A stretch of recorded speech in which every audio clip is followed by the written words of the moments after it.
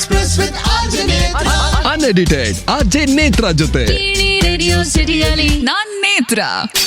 ನಮಸ್ಕಾರ, ನಾನು ಫಣಿ ರಾಮಚಂದ್ರ ಮಾತಾಡ್ತಾ ಇರೋದು. ನೀವು ಕೇಳ್ತಾ ಇದ್ದೀರಾ ಸ್ಟಾರ್ ಎಕ್ಸ್ಪ್ರೆಸ್ ನೇತ್ರ ಜೊತೆ ರೇಡಿಯೋ ಸಿಟಿ 91.1 ರಲ್ಲಿ.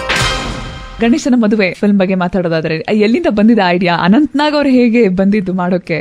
ವಿಷ್ಣುಗೋಸ್ಕರ ಡಾಕ್ಟರ್ ಕೃಷ್ಣ ಆದ್ಮೇಲೆ ರಾಕ್ಷಸ ಸಂಹಾರ ಅಂತ ಒಂದು ಮಲ್ಲಾದಿ ವೆಂಕಟಕೃಷ್ಣಮೂರ್ತಿ ಅವರ ನಾವೆಲ್, ಅದನ್ನ ಸಿನಿಮಾ ಮಾಡಬೇಕು ಅಂತ ತುಂಬಾ, ಅದು ಸುಧಾ ಧಾರಾವಾಹಿ ಸುಧಾ ಮ್ಯಾಗಝೈನ್ ಅಲ್ಲಿ. ಆ ಧಾರಾವಾಹಿಗೆ ಜನಾರ್ದನ್ ಹೋಟ್ಲಲ್ಲಿ ರೂಮ್ ಬಾಯ್ಸು, ಸಪ್ಲೈಯರ್ಸ್, ಸಾಯೋರು, ಮ್ಯಾನೇಜರ್ಸ್ ಎಲ್ಲ ಕೆಲಸಗಾರರು ಮ್ಯಾಗಝೈನ್ಗೆ. ಹೌದಾ? ಆ ಸುಧಾ ಕಾಯೋರು.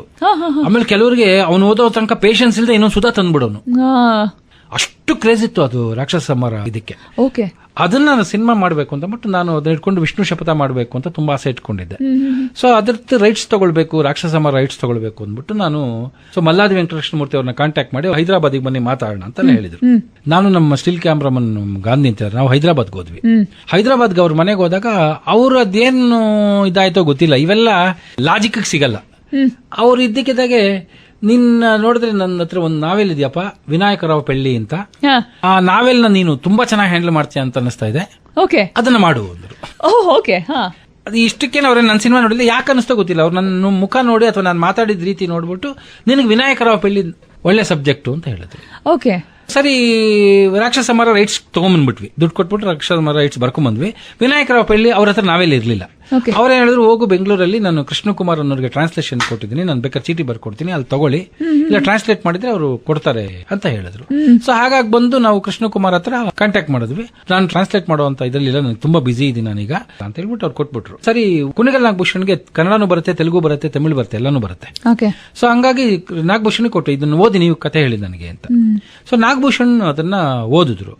ನಾಗಭೂಷಣ್ ಅದನ್ನ ಓದ್ಬಿಟ್ಟು ನನಗೆ, ಇಲ್ಲಮ್ಮ ಸಬ್ಜೆಕ್ಟೇ ಇಲ್ಲ, ಕಥೆನೂ ಇಲ್ಲ, ಏನೂ ಇಲ್ಲ, ಹೆಂಗಮ್ಮ ಇದು ಮಾಡ್ತೀಯ, ನಂಗೆ I don't think it is fit for cinema ಅಂತ ಹೇಳಿದ್ರು. ಅದಕ್ಕೆ ನಾನು ಸರಿ ಕತೆ ಹೇಳಿ ಅಂತ ಹೇಳಿದ್ರು. ಅವ್ರು ಕತೆ ಹೇಳಿದ್ರು ನನಗೆ, ನಾಗಭೂಷಣ್ ಕತೆ ಹೇಳಿದ್ರು. ಕತೆ ಹೇಳಿದ್ಮೇಲೆ ನಾನು ಹೇಳಿದೆ, ಇದು ಸೂಪರ್ ಹಿಟ್ ಸಿನಿಮಾ ಆಗುತ್ತೆ. ಹೌದಾ, ಇದ್ರಲ್ಲಿ ಏನಿದೆ ಅಂತದ್ದು ಅಂತ ಹೇಳಿ, ಇದು ಕತೆ ನಾನು ಹೇಳ್ತೀನಿ ಕೇಳಿ.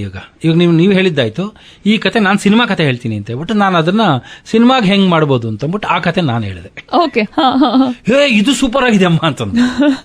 ಸೊ ಹಂಗಾಗಿ ಅವ್ರಿಗೆ ಇಂಪ್ರೆಸ್ ಆಯ್ತು. ಆಮೇಲೆ ರಾಜಾ ಚಂಡೂರು ಕೊಟ್ಟು ಟ್ರಾನ್ಸ್ಲೇಟ್ ಮಾಡಿಕೊಟ್ರು. ಅದನ್ನ ಸ್ಕ್ರಿಪ್ಟ್ ಕೂತ್ಕೊಂಡ್ವಿ.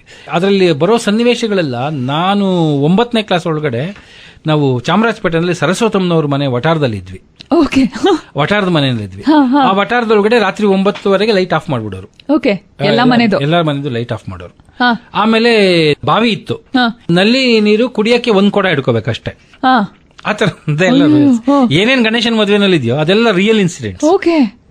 ಸೊ ನಾವು ಅವ್ರು ಚಾಮರಾಜಪೇಟೆ, ಅದಕ್ಕೆ ಅದು ಚಾಮರಾಜಪೇಟೆ 3rd ಮೇನ್ ರೋಡ್ ಅಲ್ಲಿ ನಿಂತಿದೆ, but actually 4th main road. ನಮಸ್ಕಾರ, ನಾನು ಫಣಿ ರಾಮಚಂದ್ರ ಮಾತಾಡ್ತಾ ಇರೋದು. ನೀವು ಕೇಳ್ತಾ ಇದ್ದೀರಾ ಸ್ಟಾರ್ ಎಕ್ಸ್ಪ್ರೆಸ್ ನೇತ್ರ ಜೊತೆ ರೇಡಿಯೋ ಸಿಟಿ 91.1 ರಲ್ಲಿ. Stars Express with RJ Netra. Unedited RJ Netra ಜೊತೆ ರೇಡಿಯೋ ಸಿಟಿಯಲ್ಲಿ ನಾನ್ ನೇತ್ರ.